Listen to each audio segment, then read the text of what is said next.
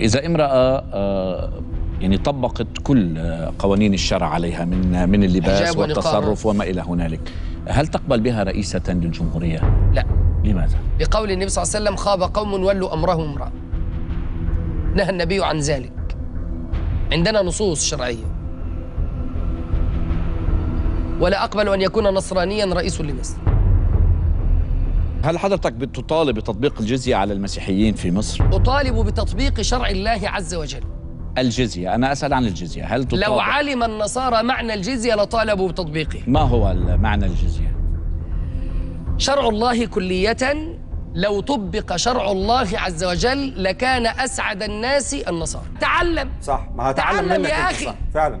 إن حلق اللحية الذي أنت فيه من خوارم المروءة في الإسلام. طبعا هي المشكلة كلها في شوية الشعر. بقول اتق الله. صحيح. هذا كلام أجمع عليه الأئمة الأربعة. متأكد؟ أنتم لا علم لكم بالشريعة أصلا. ما أنت ما تعرفش أنتم تبحثون عن إسلام أمريكا وأوروبا. صح، في إسلام في أمريكا وأوروبا جنة فعلا. الإسلام اللي عاوزاه أمريكا وأوروبا. صح. إسلام منزوع الأنياب، منزوع الدقن. إسلام يا حبيبي الانبطاح. أنا مش حبيبك. أمام الفكر الصهيوني غربي والأنجل توراتي. أنا مش حبيبك يا أخي اتق الله، بطل تدليس على الناس. أنا اللي بدلس؟ أنا بسأل أهو. أنا اللي بدلس؟ ده أنت ما قلتش حاجة حقي من ساعة ما بسأل. والله لا تعرف الحق. أنت إزاي توصف المسيحي إن هو كافر أصلا؟ منين والله هو كافر بنص كتاب الله. مصر إسلامية إن شاء الله ولن يكون. أنا بكلمك عن كلام أهل العلم. مصر مسلمة. هي مسلمة غصب عنكم، ده أنتوا اللي هتضيعوا الإسلام منها، والله العظيم. اتق الله وتأدب وإلا سلقتك بحد لساني. هو أنت فاهم؟ وأنا أمسك نفسي قدر طاقتي. أنت طول النهار في السل؟ لأنك تستحق هذا. وأنا ما عنديش لسان؟ لا تصمد أمامي. تحت الهوا هوريك السموم. تحت الهوا هوريك السموم. تحت الهوا. والله تأدب. تحت الهوا. والله لي حذاء. لا والله العظيم أقسم بالله امسح بيك البلاط. لي حذاء ألبس. انت يا عيني اتدمرت للدرجه. والله لي حذاء ألبس. هي دي اخلاقكم. هي دي اخلاقكم. لي حذاء ألبس. انا مبسوط انك بتعمل كده قدام الناس. هي دي اخلاقكم.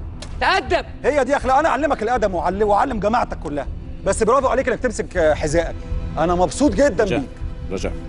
عشان دليلك راح. سلني أجيب. رجع. سلني أجيبك. ما خلاص بقى، احنا اللي عايزينه خدناه منك.